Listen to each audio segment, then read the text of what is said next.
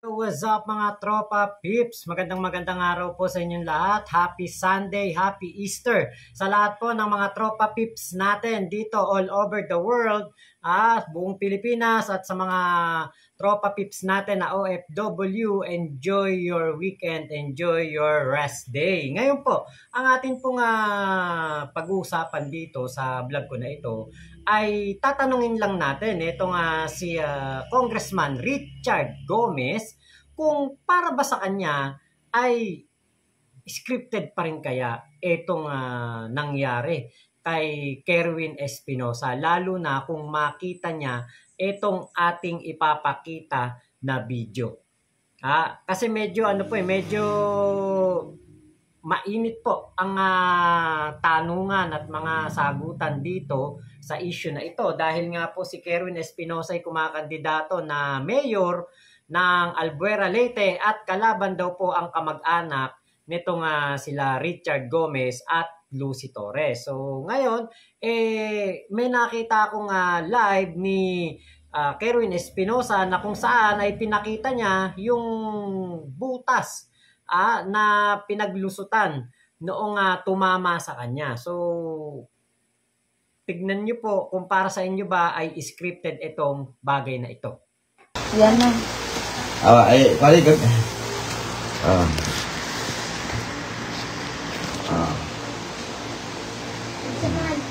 Picture big ako isa na tidim. So ayan po, nako, nakita niyo naman siguro kung gaano po kalaki.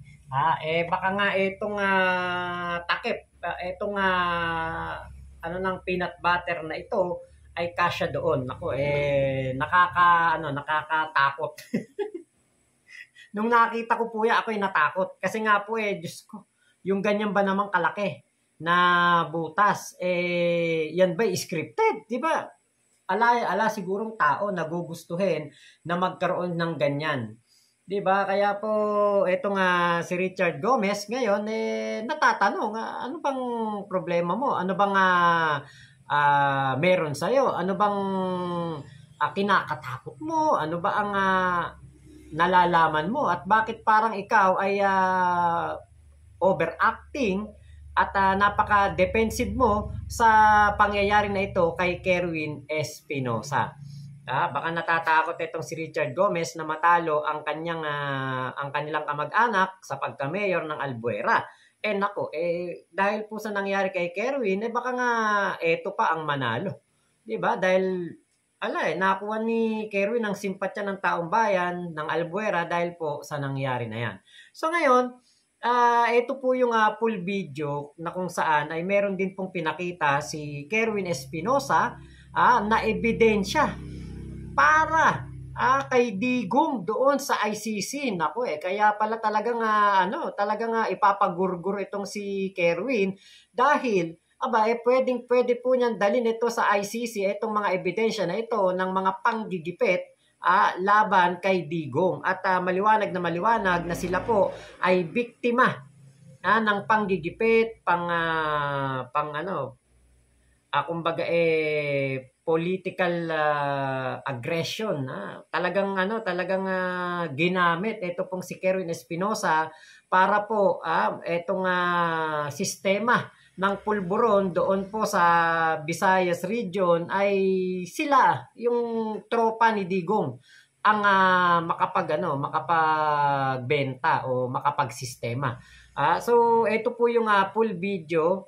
Ito po ay nasa wikang Bisaya. Sana po sa mga kaibigan natin dyan na Bisaya, sana po ma-translate po ninyo dyan sa comment section kung ano po yung sinasabi ng ating topic. Ito nga si Kerwin. Kasi nakakaintindi ko ng konti, pero yung kumbaga yung para po sa ating mga manonood, tulungan niyo po ako na i-translate yung kanyang mga sinasabi. Basta ang naintindihan ko lang dyan, ito yung mga ebidensya para patunayan na hindi siya drug lord. Ito yung mga ebidensya na pwede niyang dalhin sa ICC para pakita na siya po ay biktima ni Digong. So ito na po yung video.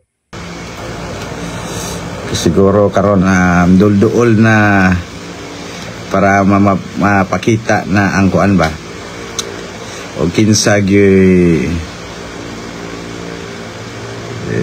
matod pa sa atong kapulisan, di porkit nag-negative sa paraffin test wala nay absuelto na sa gibuhat, no?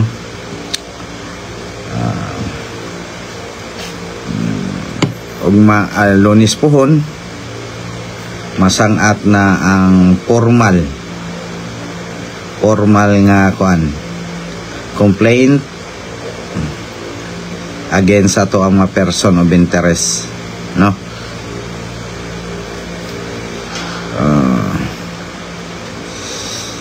Antod karong mga orasa wala gyud ta gitubag nila sa mga gobyerno sa Ormoc, si Lucy Torres o ni Richard Gomez, at wala gyud nila tagai o bili ang pangutana, ang ato ang mga pangutana, no? So siguro kung mutubag sila sa atong pangutana, basin kawalan sa ilang pagkatao, di ba na?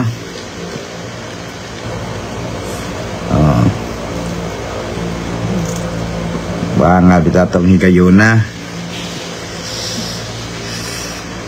ilngig yun kay sa ako ang nahibawan Police Ormoc ang mga person of interest, imbis di ko kamatyonon god nagtinga lang kong kalit pagkaibaw na ako nga Police Ormoc ang mga person of interest. Ay, ginawa ko samutan pa pag-agi sa convoy ni Vince Rama, samutan pa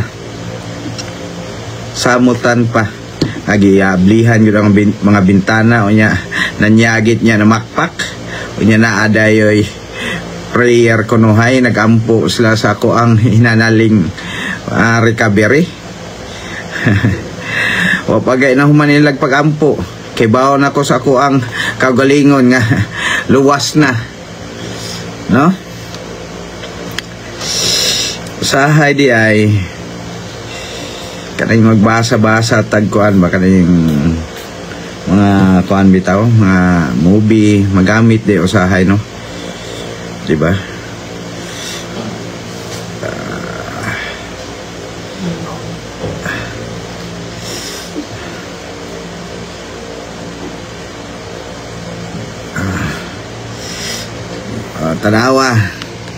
Tanawa ang scripted. Yan na. Yan na. Ay, pali ka.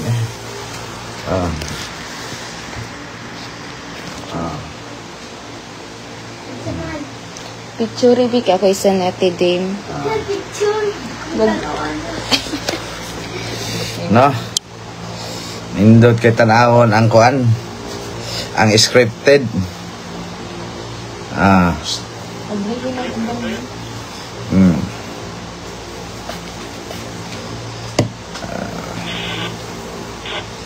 Diba? Siguro kamong nakakita sa samad, makaingon ba mo scripted? So kuan lang yun.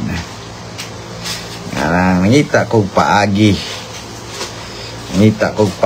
sa kuan, nangita kog paagi nga magawas ko atong panahon sa Ormoc kay ang ang kuan ako ang person of interest taga Ormoc niya, dili man ang ultimo, no?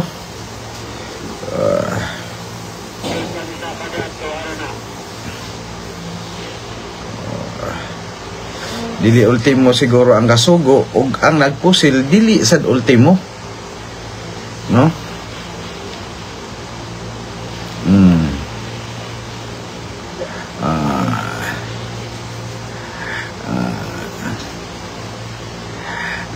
Okay.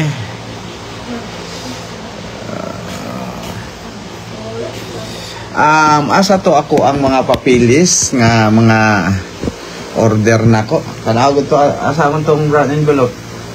Yama asa ang Down na. brown envelope.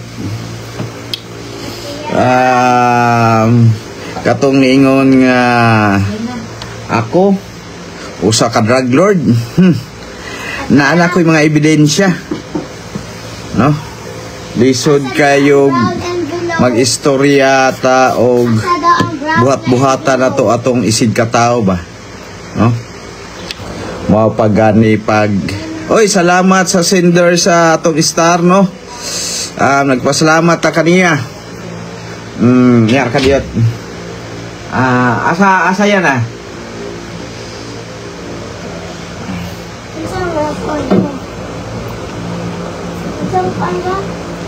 Inasyama. Envelope. Ang katong ako ang mapapili sa dismissal o acquittal sa ako ang kuan kaso. Atiyam. Sa dismissal daw og acquittal sa iyong mga kaso. Sa dismissal daw og acquittal sa mga kaso.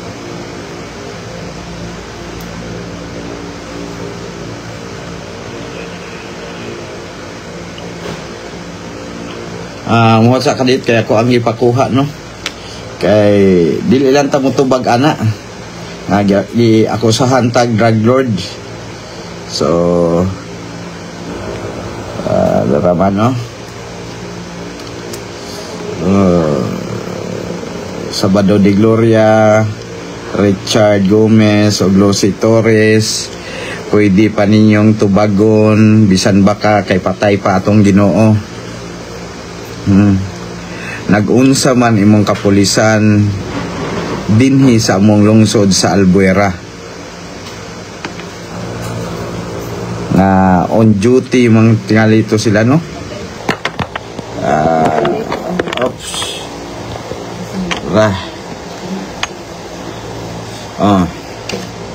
Ni anaman yun ang sa ako sayarin sa kay ako sayarin kay baga kayo ni sa mga order gikan sa korte, ano? Baga kayo. So so daghang kayo. Roland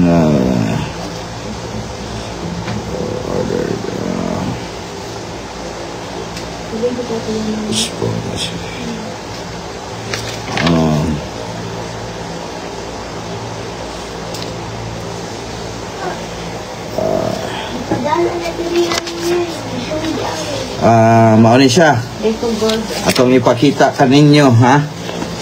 Mao ni siya ay certificate na ay giyatagan ako clearance sa maong mga kaso, no? Basig malipong mo, ha? Kamo mga basher, basig malipong mo. Ini kakita ninyo sa mga order, ha? Oh. Basig malipong baya mo, ha?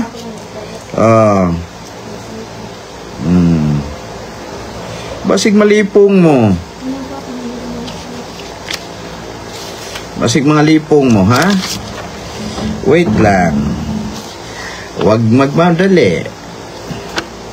Ha? Ito din. Dismissal din to.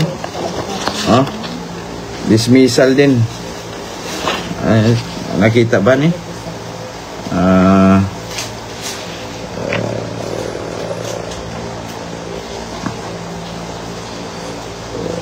Dismiss. Tanawa palihog.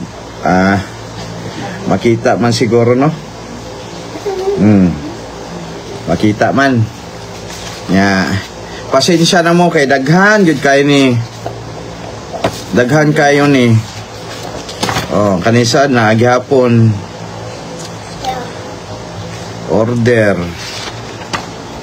So ayan po, napanood nyo naman, ha, yung mga pinakita ni Kerwin Espinosa na dismissal, certification na wala talaga na siyang mga kaso. Kaya nga siya'y malaya ng makakakandidato as mayor ng Albuera. At siya'y nakalaya nakalaya po siya, di ba? Napatunayan ng korte na wala po talaga siyang kasalanan at wala po talaga siyang ginagawang masama. Korte po ang makakapagsabi ng katotohanan. So, ibig sabihin, nung panahon ni Digong, talagang ginipit lang po sila. Ginipit lang ang kanyang pamilya. Diba? So, kayo na po ang bahalang humusga, kayo na po ang bahalang magtingin diyan kung ano ba talaga ang katotohanan diyan. Kasi para sa akin, kung meron kang hawak na mga ebidensya, meron kang mga ganyang papeles, talagang sigurado na acquit ka talaga sa mga kaso. Tapos na ang kaso ni Kerwin Espinosa at etong mga papeles na ito ay pwede niyang dalhin sa ICC para po ipakita doon sa korte na siya po ay isa sa mga ginipit ni Digong para sa kanyang para maging mas mamutawi ang produkto o ang negosyo ng mga kaalyado ni Digong diyan po sa Visayas region. Ngayon, etong kay Richard Gomez, pinakita na diyan kung gaano kalaki ang butas, yan ba scripted? Tingin mo ba yan ba scripted at sasaktan ni Kerwin Espinosa ang kanyang sarili? Di ba? Kaya alam niyo po, sabi nga ni Kerwin, hindi porke negatibo sa parapintes ang mga PNP na person of interest, ibig sabihin, sila po ay mga linis na o malinis na, di ba? Meron pong mga pagkakataon, lalo na sa mga war movies na aking pinapanood, ito pong mga gumagawa ng ganyan ay naka-gloves. Kaya po, abangan natin kung ano pong magiging resulta ng investigasyon ng PNP dito po sa nangyari kay Kerwin Espinosa. So, yun lamang po. Maraming salamat sa pagsama nyo dito sa aking vlog na ito. Ingat po kayo. Nasang panig kayo ng mundo. Mama chup chup. Love you, love you. God bless us all. Pilipinas. God first.